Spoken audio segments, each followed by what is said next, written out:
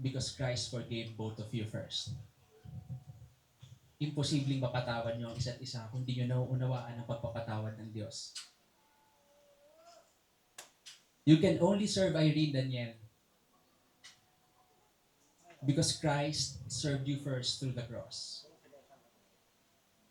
You can only submit to Daniel, Irene, because Christ submitted to the will of the Father that He should give His life for our sins. So mga kapatid,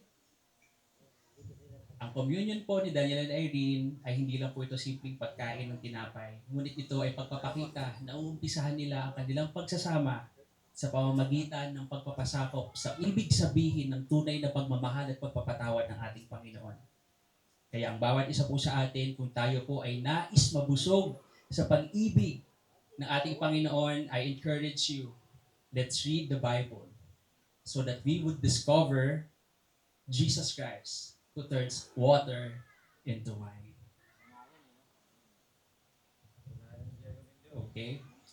So let's have a moment of prayer before we proceed to your declaration of intent. Heavenly Father, Lord, sa oras pong ito, we submit Daniel and Irene to you before they make a covenant towards each other.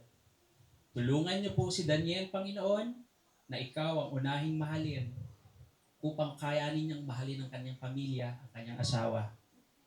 Tulungan niyo po si Irene na sa iyo unang magpasako upang kayanin niya magpasakop kay Daniel habang si Daniel ay nagpapasakop sa iyo. May you please be in the center of this marriage, Lord, O God, and remind them of the covenant that you have first made so that they could fulfill your will in their lives. As we pray in Jesus' name, Amen. Okay, so Daniel and I